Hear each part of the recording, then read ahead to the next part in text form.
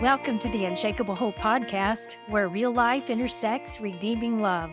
I'm Kelly Hall, and this is where we wrestle through faith questions such as how do I trust God's heart when his ways and delays are breaking mine? We'll hear from people just like you and me who have experienced God's faithfulness when life didn't unfold as they expected.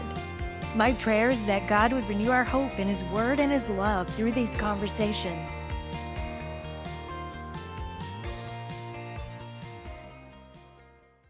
Hey friends, I'm so glad you're here today.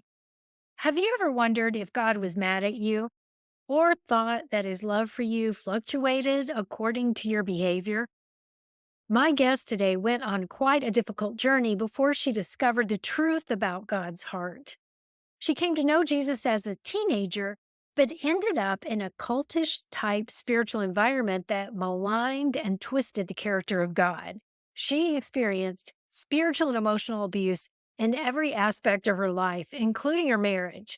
She believed the lie that she needed to earn God's love, so her relationship with him was performance based rather than based in grace. Diana Winkler will explain how God rescued her and led her to be an abuse advocate through her podcast, Wounds of the Faithful. She's a singer-songwriter and a certified Mending the Soul facilitator. She's also a friend who encouraged and helped me so much when I was trying to launch this podcast. So, Diana, welcome to the show. Oh, thanks for having me on the show, Kelly. I mean, between our crazy schedules, we finally found a time to get this interview done. I'm so excited. Me too. We met several years ago when I was teaching the Zoom Bible study at our church. Mhm. And Mhm. then when God was calling me to start a podcast, I was overwhelmed by the technological aspects of all of that. And you were so encouraging to me, and you spent so much time just answering my questions and teaching me when I was stressed out and just helping me trust that God would be faithful in this whole process. So I just want to say thank you publicly. It was my pleasure because I'm not tech savvy either. And I had gone through that process of trying to figure out how to do all this when I started my podcast in 2020. I'm so glad you pushed through because I knew that you had a powerful message and a story that people need to hear. And you were on my podcast. So y'all need to listen to her story on my show. Thank you. I did want to mention too, since you brought that up, is that I'm creating a media page on my website and I'm going to put Diana's podcast on there where I was interviewed and several other podcasts where I've been interviewed. They will be there as well. Diana, I'd love it if you could just explain your ministry to us and how God led you to launch a podcast. I'm an abuse survivor, and I went through Mending the Soul, which is a small group for abuse survivors. It's a ministry of Celestia and Stephen Tracy, who have been on my podcast 3 times, by the way. And they have a trauma informed program for abuse survivors, talking about all kinds of abuse, every type of abuse you can think of. She is a trauma counselor, and then he is a ethics and theology professor here in Phoenix. And when they had trauma in their own family, they decided to create this curriculum for people all over the world that use it to heal from abuse and trauma. It's a scriptural based program and a psychologically based program.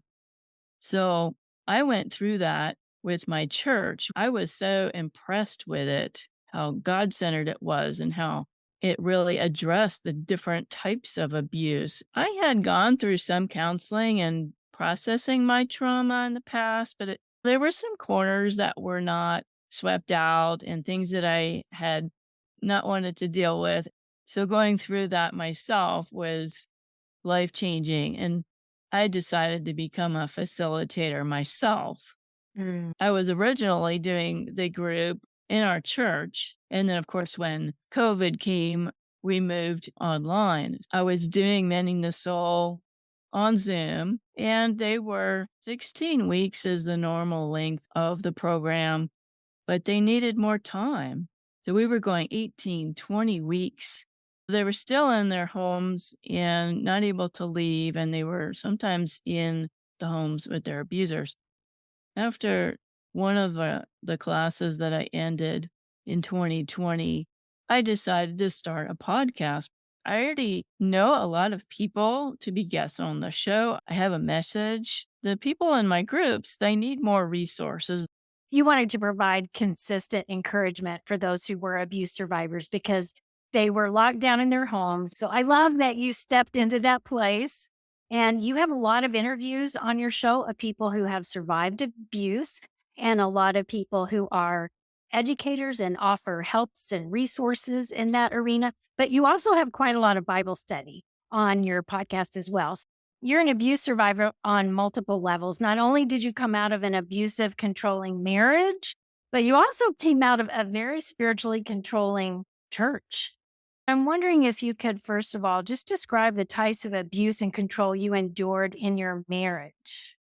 So, a lot of people think that abuse is just hitting or it's violent. And now, those things do come into play, of course, but the common denominator of abuse is control and power. And there are a lot of things that happen to us that are abusive that people don't realize. There's emotional abuse, psychological abuse, financial abuse, spiritual abuse, of course, physical abuse like hitting. And I experienced a lot of these things. I did not know that I was in an abusive relationship because I was never hit. My ex husband did not hit me, but he did everything else to me. A lot of manipulation, control, a lot of verbal abuse, a lot of taking away my choices, telling me that I'm stupid or I don't know what I'm talking about, or the house wasn't clean enough.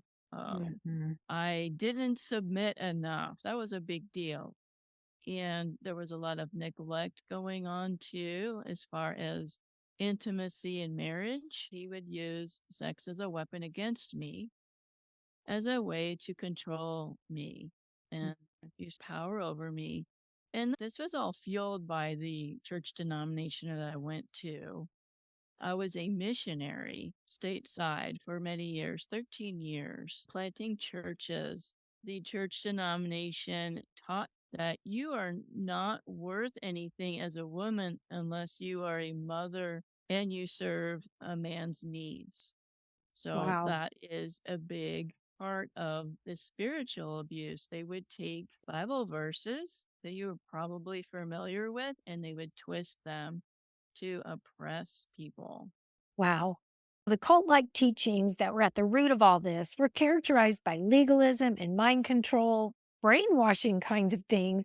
It was actually, if you ever watched the Netflix special on the Duggar family, Bill Gothard's teaching, the Institute of Basic Life Principles, that was behind the legalistic church. And I know, Diana, you did a response to that Netflix special as well on your podcast.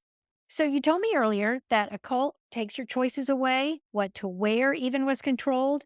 Your husband called your clothes Little House on the Prairie dresses. Your value was belittled. You weren't being taught or treated like a valuable, precious child of God, someone that Jesus died for and who he has a wonderful plan for. There's so much more we could say, but every single part of your life is being controlled. Everything I did was controlled. When you said yes to Jesus, when you understood and you just gave Jesus your heart, you were so excited, you were transformed, and you knew that you were saved not by things that you did, but simply by the grace of God and that it was a gift. But in this church, they suddenly exerted all this control and had all these rules that were placed on you. It was so odd and sad. And it just breaks my heart that this happened to you. And one of the things you mentioned too is that they were very controlling about your finances and they would have a certain day several times a year where they would say, okay, this is the week where your entire paycheck goes to the church and Oh, all the yeah. money. That was crazy. Yeah, you heard that on my story on my podcast. Yeah. Yeah. It was called Give It All Sunday. It was a church in New Jersey that, and this was a poor church that we were helping out at as youth pastors. And the pastor would say, "Yeah, you're all gonna give your entire paycheck to the church this Sunday, and you're gonna trust God for the rest." And it was like, what, I'm supposed to tell the electric company or the landlord when they come for their rent? "Oh, I gave it all to the church." Yes. No, God does not require anything like that. He does not call us to do that. Yes, he may have the 10%, the tithe. Some people believe in the tithe or supporting the church that you go to, but he doesn't tell you to not pay your bills and give it all to the church. No, it's very controlling. And so I'm just curious, as you were enduring all of this, and it was shaping your view of God and it was shaping your view of yourself. And so there were a lot of lies you began to believe about God and about yourself during that time. And so, can you just mention maybe just the lies that you believed about God and some of the other lies you believed about yourself? Well, I always believed, of course, I knew about salvation, and that was a pretty solid belief. I never was afraid that I lost my salvation. I was very secure in that, but Okay. I believed that the more that I did, the better I looked in God's eyes. Like, we were Okay. going to church Sunday morning, Sunday night, Wednesday night. We did soul winning on Thursday night. We did the bus route on Saturday. Well, I was in the choir, and it was that whole mentality, like, the more you go to church and all of these things that you put in your schedule, the more spiritual you are, and the better that you were on God's list, right? And that is Right. the kind of lies that we believe. You're in that culture where you're not loved for who you are, warts and all. It's, I have to do all of these things. I have to look a certain way. I have to have my hair cut a certain way. I can't wear makeup. I can't wear nail polish because those things are worldly and God will get mad at us for that. Wow. That's a huge lie that I think a lot of us, even those that aren't in cults, kind of fall for. Yeah. And so what you're talking about is not living in the absolutely unconditional, unstoppable, beautiful love of God. You knew your salvation was secure, but you absolutely did not know what it was to be loved by God and to walk in that freedom and that beauty. And so I'm just wondering, you teach this though on your podcast. So, what is the message that you communicate to your listeners more than anything else about God?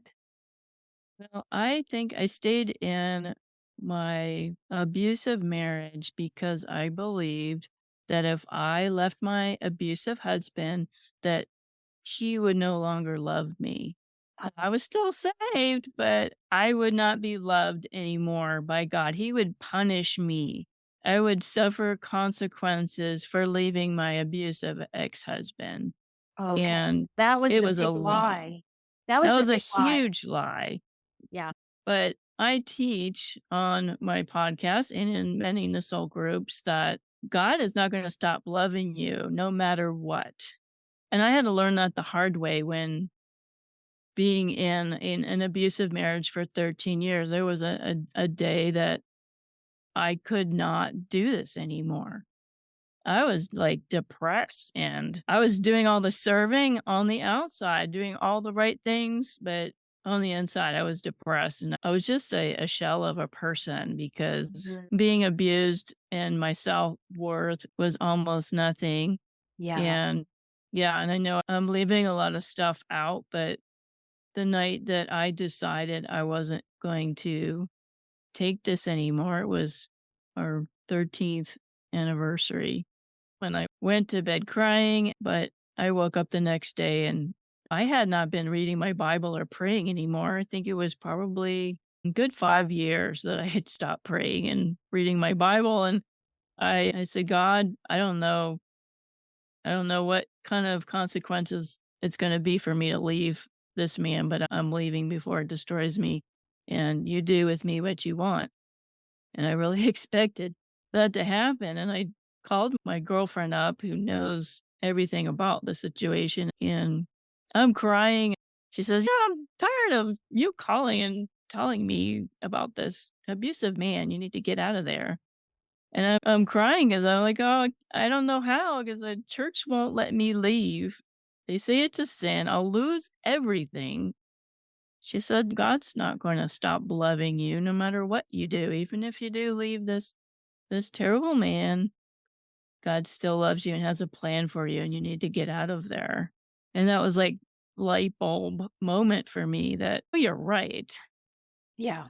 I know the Absolutely. Bible verses, neither things present nor things future shall separate us from the love of God."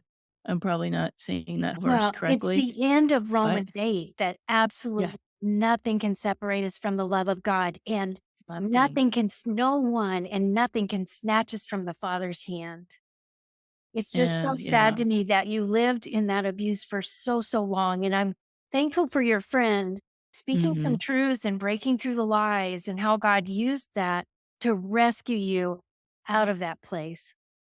And so Yeah. I know that it took a long time for you to heal, of course, but the Lord was so faithful to move you to a safe haven, to heal your heart. And you communicate all the time on your show that you are worthy and that you are a deeply loved child of God. God created you and He Mhm. loves you beyond your deepest That is so imaginings. true. You help people on this healing journey. We're gonna just move into that Bible story, but I'm wondering Mhm. before we do, if you could answer one question. You Yeah. lived with abuse a long time and it became normal, and you thought it wasn't abuse because it wasn't violent. And so you didn't understand that it actually was abuse. So how can a person recognize the signs of marital abuse and spiritual abuse? What's the main thing that they look for? I would say the main thing that you should look for is control. Okay. Them taking your choices away, like what kind of car to drive, what kind of clothes you can wear, what music you can listen to, who are your friends, Mm, are you allowed to hang out with your family? Uh, wow. Abusers isolate their victims from their family because that's where you get your support is your family and friends. So if you're isolated, you won't have that support or friends like I had to tell me the truth. You're being abused. I Yeah. would look for violent words. Maybe they're not hitting you, but they're saying things in anger that usually are not your fault. You didn't make them angry, but they're flying off the handle for the stupidest thing, a scratch on the car, or you didn't cook dinner perfectly, or you spent too much money on Christmas gifts. Those sorts of things are red flags. Even when I was dating my ex, there were red flags. There was him flying off the handle at stupid little things, or you can't you can't go here, or constantly having to account for where they are. Where are Yeah. you? How come you're not home yet? Or you need to call me as soon as you're done work and you're on your way home. That is a reality for a lot of victims, and people don't see that as abuse. They think, "Oh, he cares about me." It's not caring about you, it's controlling you. Yeah. Of course sexual abuse is also this was one thing they teach in the denomination I was from, that a wife has no right to say no to sex. They don't believe in consent in marriage. So that's a red flag if your spouse is not considering your needs.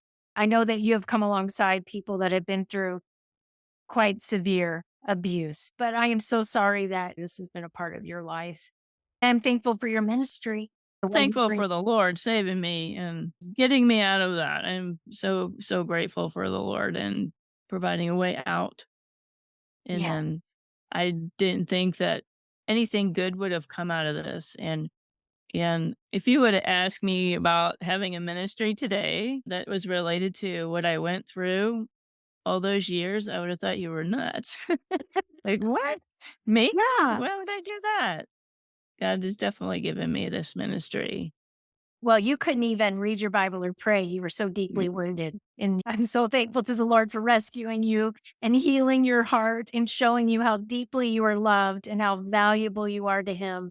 And then, as after you healed, even giving you this ministry where you can offer hope, resources, and healing through God's word. So, we're going to talk about one of your favorite stories in the Bible, and that's the woman at the well, the Samaritan woman in John 4. And I know you love this story so much because you see Jesus showing value and honor to this woman and calling her to a high place of ministry, even. And it was in such huge contrast to what you had seen in your church. So, explain to us how Jesus' responses to the Samaritan woman landed on your heart. Wow. I love it so much because when I was in my other denomination, it was always preached about this woman is a sinner, and Jesus came and offered her salvation because she was this horrible sinner. It is so much more, and it's so wonderful. I mean, I have a different relationship with God now because of grace instead of rules. And so now I read the Bible for myself and read stories about these women in the Bible. Jesus valued women Yeah. more than anybody else. People think, oh, well, God's anti woman. Jesus is anti woman. It's like, oh, no, you need to read the riches of God's word for yourself and see that Jesus loved this woman. And you have to look at the culture of Jesus' day. The Samaritans were a hated race. And you guys can Google the history of the Samaritans, but they were pretty much a half breed of Jewish and Gentile mixed races. And they even worshiped in different places. And as a Jew, you did not hang out with the Samaritan, and they didn't hang out with the Jews. And this was such a big rift that the Jews would walk the long way to Jerusalem rather than go through Samaria, which was much shorter because they didn't want to interact together. And Jesus took that road through Samaria on purpose to meet this woman at the well. I wish we knew her name. Oh, me too. I would love to know her name, but yes, Jesus met this woman and went out of his way to see her, to meet her, because he had a Yeah. plan. And secondly, Jewish women were usually in the morning drawing water, and she happened to be drawing water in the afternoon. Jewish men did not talk to women who were not in their immediate family. That was just a cultural thing. The disciples were really surprised that Jesus was speaking to a woman of Samaria.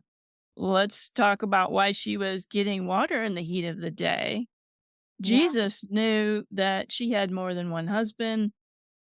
She was married more than once, and the man that she lived with was not her husband. Now, he wanted her to know that he was the Messiah. That's why he pointed all of those things out. He knew her life. Women were not allowed to get divorced in Jesus' day. This is something a lot of people don't understand, that this was not a woman that left all of these husbands. The husbands left her. The husbands divorced her, and she was left to fend for herself. Every time I read her story, I am filled with so much compassion because Yes. she was rejected. What I see is she was rejected again and again and again and again. Because, Yes. like you said, a woman cannot divorce a man. She was rejected and divorced for who knows. And in that time, we're allowed to divorce a woman if she wasn't a good cook or if she couldn't have Right. children. And so Hmm. it's very heartbreaking. And when I think about Yes. this long history of rejection, it makes me wonder what her childhood was like. Because I wonder, was her Mm, dad kind of the same way? I mean, who knows how much rejection and abuse this woman endured? We don't know. We don't know. The Bible right. does not tell We us, don't. but it does just break my heart when I see her story. And her coming in the afternoon to get water at the well implies that there was possibly a lot of rejection from the women. Sure. But the way Jesus draws her out, Jesus is so full of compassion. Like the way he draws her out is so amazing to her because this Yeah. man that is sitting there asking her questions is treating her with respect. Yes. Kindness. And I just always imagine that when she looks in his eyes, that there are just rivers of compassion and love flowing out over her. I mean, she has no idea what's going on. But you can Yes. see in her responses that there is a yearning for something more. I mean, she really does not understand what Jesus is telling her, but she remains in the conversation, which astounds me. Right. Yeah, she was shunned regardless of what caused the divorce. It was this big scarlet letter on your chest, Yeah. and you had to go draw water in the afternoon. And then she meets Jesus. That was a divine appointment for Yeah. sure. And Jesus saw her Yeah. worth as a woman Yeah. and offered this living water to her. This was his salvation. What is this living water? So I don't have to come here to the well anymore. I want to know about this living water. And when she's talking to Jesus, she goes and tells her village Yeah. about Jesus. Come and meet this man who told me everything I've ever done. And they came to see for themselves. They believed what she said, and they came to see for themselves this Messiah, the promised Messiah. So she was one of the first evangelists that Jesus sent out, a woman evangelist. And many of those people in her village believed. So Jesus validated women more than anybody in the Bible. No kidding. And Yes. God is not against women, as Yeah. some people teach. Look at the examples of Mary, Martha, Magdalene, the woman with the issue of blood, the woman caught in adultery, Jairus's daughter.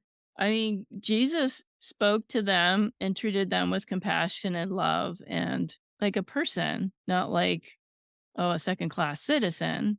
Right. We've got, Jesus was countercultural. He exalted women. He lifted them up. He valued them, which was just completely against the culture at that time. It's just so beautiful. And like you said, she became the first female evangelist to the Samaritans. And it's so interesting because she had been certainly rejected by men time and time and time again.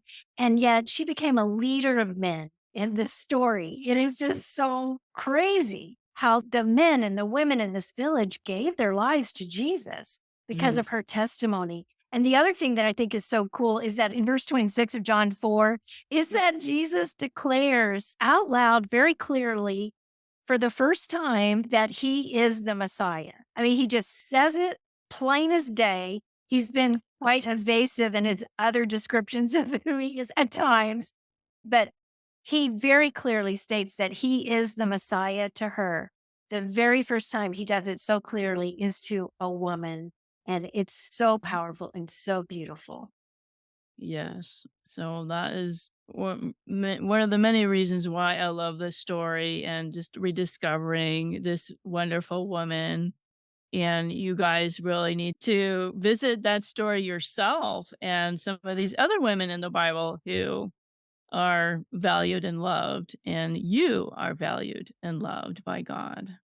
Yes. God did not cause your abuse. God does not want you to be abused or treated poorly, and He has a better plan for your life. And I know you're scared to step out in faith and do that. I was scared.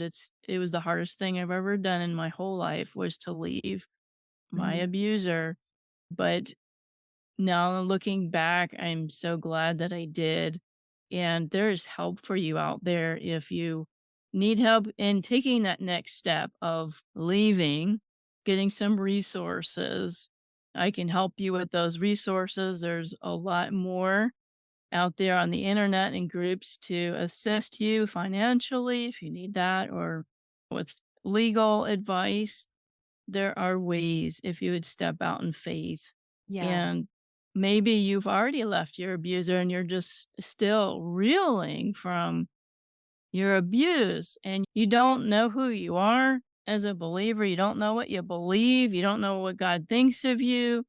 We do have resources to help you discover who is the real Jesus, who is the real God of the Bible.